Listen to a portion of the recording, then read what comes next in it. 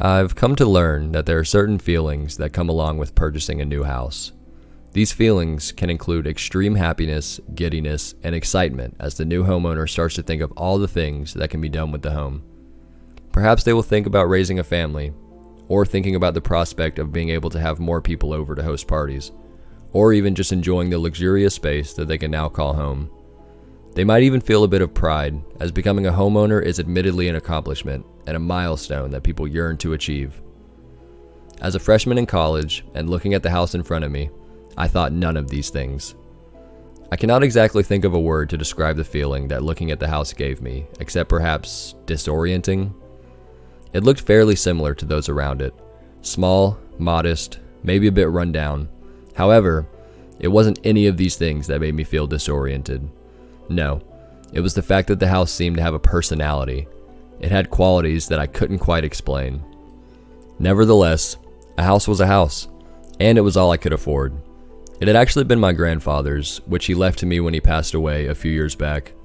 I didn't want to find a roommate to split the cost of an apartment, so instead of taking on multiple jobs to pay for an apartment for myself close to the college I was attending, I decided to move into my grandfather's old house. It was a bit out of the city, but the commute was fine and was much cheaper than the alternative. I had never really visited my grandfather at his house, since he always flew down to us for visits, so I didn't really know what to expect. That's how I ended up standing in front of the house, moving boxes still in my car, and with me standing on the front step, the key clutched in my hand as I stared up at the house in front of me, apprehension and nervousness starting to seep in the longer I looked at it. I don't know what was wrong with me. I was probably being stupid, but the house just had a feeling of dread, of negative emotions around it, like an aura, if you will. You're being stupid. Grandpa didn't have any issues with the house, and neither will you, I told myself. I was immersed in my own thoughts, trying to convince myself that I was being utterly ridiculous. "Hey!" a voice rang out behind me. I startled, nearly jumping out of my skin as I whipped around to find the source of the voice. I half expected some crazy old man with a cane to warn me the house was haunted, or maybe a crackhead. In Portland, you can never be too sure. To my immense relief, I saw it was neither of these things. It was a boy, who looked to be around my age, standing on the sidewalk. He was tall, a bit taller than me, with messy dark hair and dark blue eyes. Looking at him, I couldn't decide if his hair was really dark brown or just black. He looked sheepish as I turned around. "Sorry, I didn't mean to startle you. You just moved in, right?" he said, motioning the house behind me. My heartbeat was still pounding, but I managed to swallow and nod. "Oh, yeah. Well, I just got here. I've yet to move in yet, but the boxes are still in my car," I stammered. The boy looked at the car before looking back at me with a small smile. "Ah, I see. Well, let me help. It'll go faster," he said, starting to move up the path that led to my house. I was slightly taken back, but managed to compose myself as he approached. On one hand, I wasn't crazy about the idea of a complete stranger helping me move into my house, but on the other hand, he seemed harmless, and it was going to take me an eternity to move everything in by myself. "That's really kind. You don't have to, though. Most of the boxes are really heavy," I said as I looked at him. "I'm sure I can handle it. It's what neighbors are for, right?" he said with another small smile. Confusion crossed briefly across my face as I looked at him. "You're my neighbor?" I asked, glancing behind me at the neighboring houses to mine. "Yep, that one there," he said, pointing to a house on the right side of mine. It looked a lot more loved and cared for than mine. I turned back to him, slightly more at ease, knowing that he was my neighbor, and that he didn't look like a crackhead. "Ah, gotcha. Well, if you seriously don't mind, I'd appreciate the help," I said, giving him a small smile of my own, something inside of me telling me to trust him. The boy beamed. I unlocked the car and popped the trunk, walking alongside the boy as we walked over. "I really appreciate this. I'm Ethan, by the way," I said, holding out my hand. "Pleasure to meet you, Ethan. I'm Avery." We spent the next little while moving boxes into the house, chatting and making small talk while doing so. Talking to Avery distracted me temporarily from the fact that as soon as I stepped inside the house, the feeling I got when I looked at it from the outside was amplified by about 100. It was really quite cold, with a sickening sense of unease to match the musty kind of character that the interior had. Trying to shake it off, I focused on unloading the boxes. After the last box had been put in the house, I brushed my hands off on my pants and looked around, smiling slightly at Avery, who had put the final box on the kitchen counter. "Hey, "I really can't thank you enough for helping me out," I said, to which Avery gave me a small shrug. "It was really no problem. If you ever need anything, you know where to find me," he said, returning my smile before looking around at the house. "No one has lived in this house for a while, but it's sturdy and a great house. In need of a few touch-ups, but otherwise really great. Let me know if you need help with anything," he said before looking back at me. "I'll keep it in mind. The house isn't haunted or anything, is it?" I said, teasing in my voice. I expected Avery to laugh or even smile, but to my surprise, he looked a bit uncomfortable. "Well, that's something I wanted to mention," he started, pushing a hand through his hair. Looking at my expression, he hastily rushed to speak again. "It's not haunted, it's just... there is one thing you should know. This is an old house and has some pretty weird history," he said, not quite meeting my eyes. "At night, you might find a yellow door in different spots in the house. You can't open it under any circumstances. Don't touch it, don't interact with it. I can't tell you why, but please trust that it's in your best interest," Avery said, finally looking up at me. Maybe he was a crackhead after all. A yellow door that only showed up at night? Please. I might be skeptical when it came to the paranormal and stuff, but this was a whole new level. Maybe this was some sort of hazing that the neighbors did for new homeowners in the area. Okay. If I see one, I'll leave it alone," I said, playing along and giving a small smile. Avery didn't return it, instead looking relieved. "Awesome. Okay, well, as long as you follow that rule, you should be all set. I actually have to run to a class, but here's my number in case you need anything," he said, pulling a piece of paper and a pen from his pocket and scribbling down a number before setting it on the counter. I nodded, giving him a tight smile and waving as he left the house. As soon as he was gone, I let out a breath, the creeping feeling of unease coming back as I was left alone in the house. I spent the rest of the day unpacking and making the house feel a little bit more like home. The day went by, spent unpacking and debating whether or not to make Avery a contact in my phone. Part of me wanted to, grateful that he helped me move the boxes, but on the other hand, I was a bit annoyed at his take on hazing, talking nonsense about the yellow door. I tried to not think about it. Instead, I called my parents to let them know I was getting settled and started to get myself ready for bed. I made a mental note to replace some of the furniture to make the house a little more up to date as I settled into bed, checking to see what classes I had next week before finally putting my phone down and dozing off. As much as I hated to admit it, the last thing I thought about before drifting off to sleep was what Avery had said about the yellow door. The next few weeks went by without anything exciting happening. Although college is a lot harder than people make it out to be. My classes were changing every day and my schedule was hectic. I was stressed, since in order to maintain my scholarship, I had to have perfect grades in all of my classes. I tried not to show it, still being socially active and going out, but I was constantly exhausted, and the damn house wasn't helping. The house was old, I would give it that, but it was difficult to fall asleep. Since every time I tried, the house decided that it was the perfect time to start creaking and making general old house sounds. I didn't think about the yellow door anymore, chalking it up to nonsense, especially since Avery had never mentioned it again. Avery, as it turned out, was actually in a few of my classes, and I saw him regularly. He was actually really fun to be around, and I made quick friends with him, often getting coffee and such together before our morning classes. Far away from my parents, I let myself notice the little things about him, like how his mouth twisted to the side when he was deciding to laugh at something, or how he tapped his fingers against the surface when he was thinking. Sometimes he would be waiting on the sidewalk in the mornings, coffee already in hand for me. When we hung out after school, sometimes we would go to my house, although he never invited me into his. I had also made a small group of friends with some people in my anomaly class, which actually counted towards my science credit since it was natural sciences. Two of the people in our group were siblings, Ava and Liam, who lived in Portland all their life and showed me the best places to go for coffee and pizza, the necessities.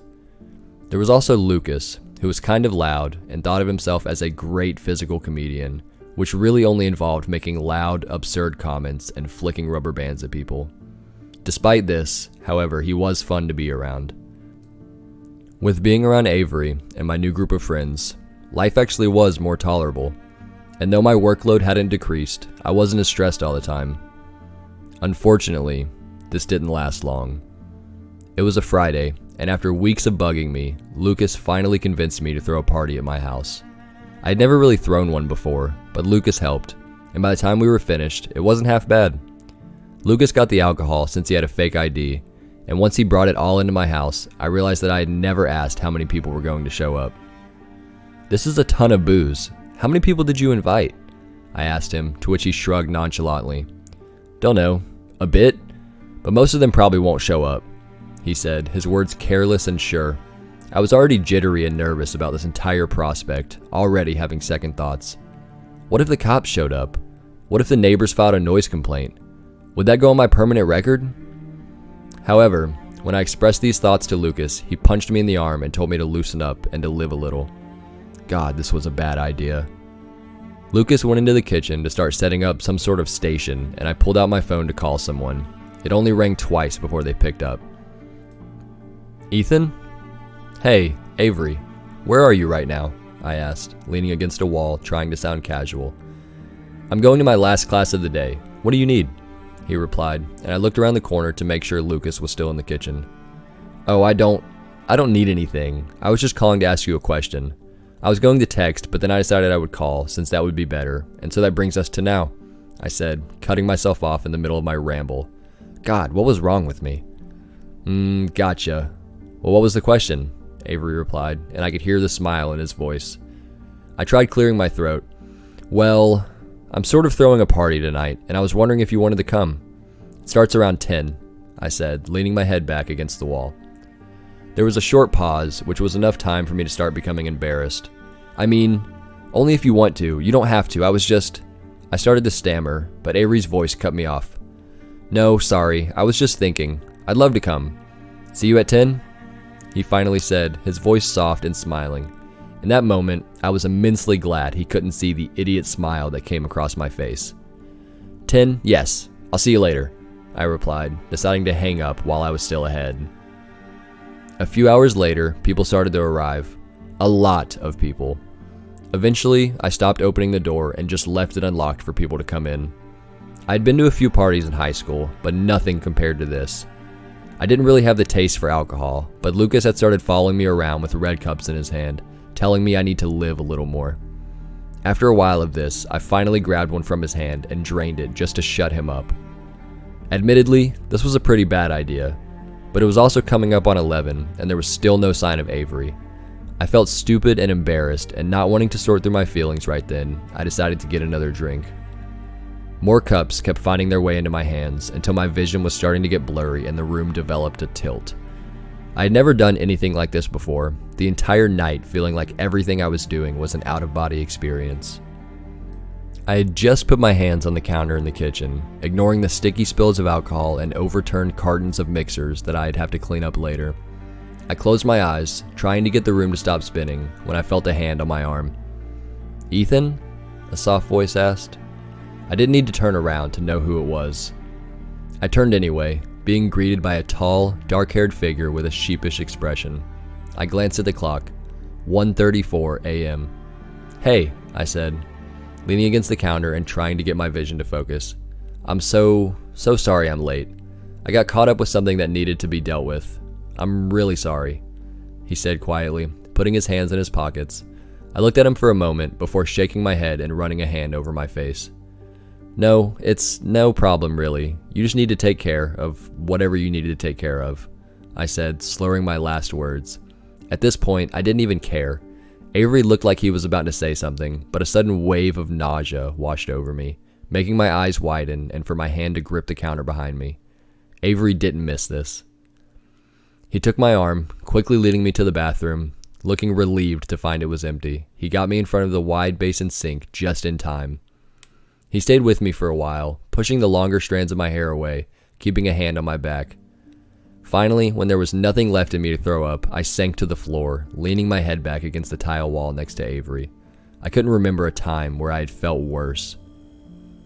"You don't have to stay," I mumbled, pushing a shaking hand through my hair. My entire body was shaking, a mixture of just having thrown up what felt like my entire body contents, and the rush of emotions that I'd been ignoring all night. "I know," Avery said softly. Without another word, he moved closer, putting an arm around me and pulling me into his chest. I didn't move away. I was mad at Avery for making me feel stupid, for making me feel like a little kid with an elementary school crush. I wanted to be mad, to let myself stay mad, but the longer we sat like that together, the longer I knew that I couldn't. I wanted him close.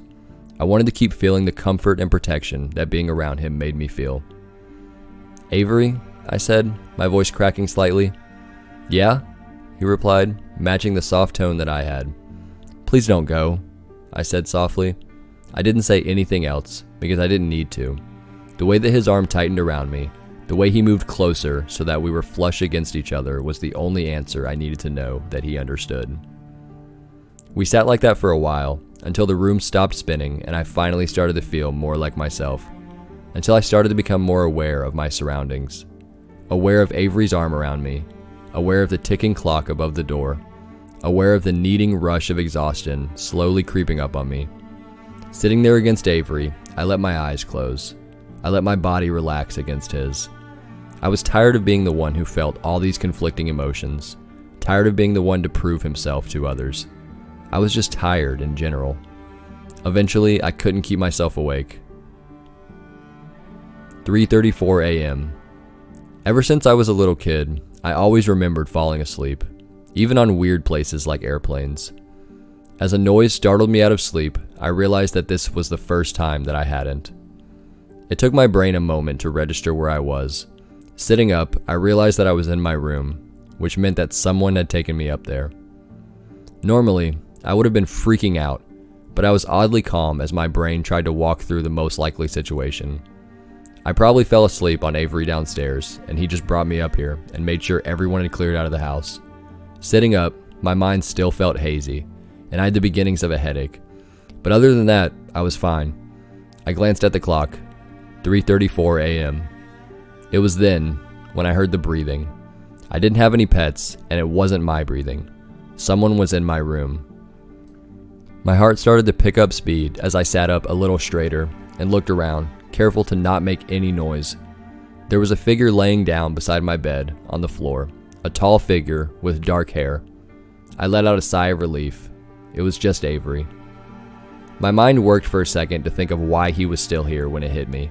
I had asked him not to leave, and he had taken that request seriously, along with probably making sure that I didn't suffocate in my sleep or throw up again. He was asleep, and his arm under his head serving as a pillow. I smiled down at him, appreciation and admiration surging through me.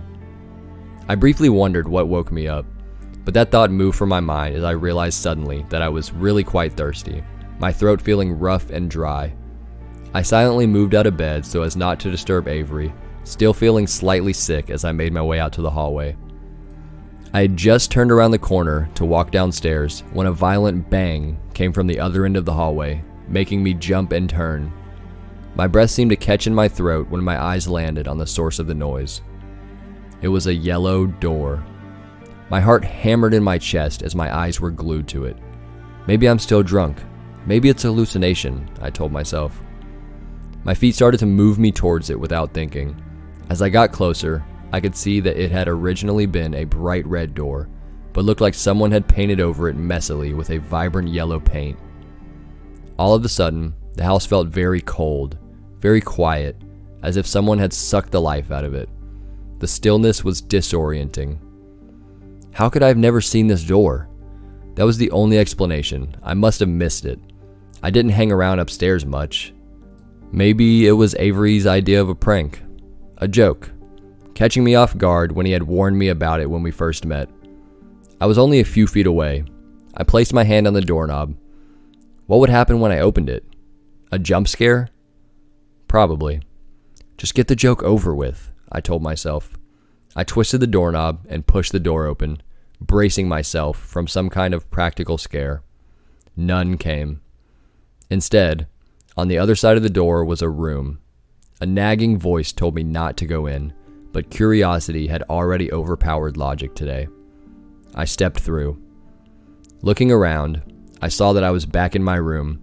Confusion washed over me. It wasn't possible. Turning around, I could still see the hallway and my bedroom door, my real bedroom. I turned back to look at the room I was in. I looked at the clock. 3:34 a.m. Suddenly, there was yelling coming from behind me. I whipped around, seeing Avery at the other end of the hallway, running towards me, calling my name, panic in his eyes and voice. A cold, high giggle erupted out of nowhere as the door between us slammed close. "Avery! Avery!" I yelled, rushing to the door, rattling the doorknob. It wouldn't open. "Ethan!" I heard him yell from the other side. "I'm coming! I'm coming!" He yelled, pounding on the door as panic seized in my chest. What in the actual hell was happening? A noise came from behind me, from the other side of the room. I turned around, my heart stopping in my chest. It was a tall, black figure. Its limbs were too long, too thin. A black, smeared face with a white, painted mouth perched on the bed. It was grinning. I wanted to scream, but my voice was lodged in my throat. I could hear Avery banging on the door behind me.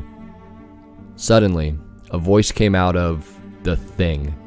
It was speaking, but its mouth wasn't moving. Curiosity may have killed the cat.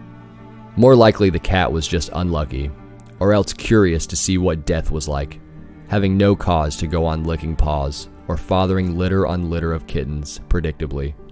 The thing said, moving closer. It cocked its head. "Are you the cat?" it asked. I didn't have the chance to answer before it suddenly came at me, its long limbs reaching for me. Its long black hand grabbed my ankle, pulling me down. As soon as it touched me, white light blinded my vision as I screamed. Pictures of things were rapidly flicking through my mind, none of which I recognized. A baseball field, a glass window, a blonde, a brunette, a river, a store. Picture after picture flipped through my mind as I could feel the thing dragging me closer, its jaw becoming unhinged, opening wider and wider, too wide to be natural. Behind me, I heard the door finally slam open, like someone had broken it, but I hardly noticed. Yells, followed by a horrible screeching noise, filled the room as I felt hands on me, dragging me away. Gentle hands, human hands. The pictures finally stopped as black started to fill my vision, and for the second time that night, I let myself fade out of consciousness. Avery and I don't talk much about what happened 5 years ago. We live in an apartment together downtown, far away from my grandfather's house. Although the house was only half the problem, I asked Avery many questions, most of which he tried to answer, but many others were left to my imagination. Sometimes I have nightmares about that Friday night, but Avery's always there to wake me up, to remind me that I'm safe, that I'm okay. Sometimes, late at night, when I went to go get water or go to the bathroom, I see the yellow door. I never go near it, instead retreating back into my room where I could be next to Avery, where I could wait it out until morning. After all, I didn't want to be the cat. Ethan? Theodore? Aiden? I'm starting to remember.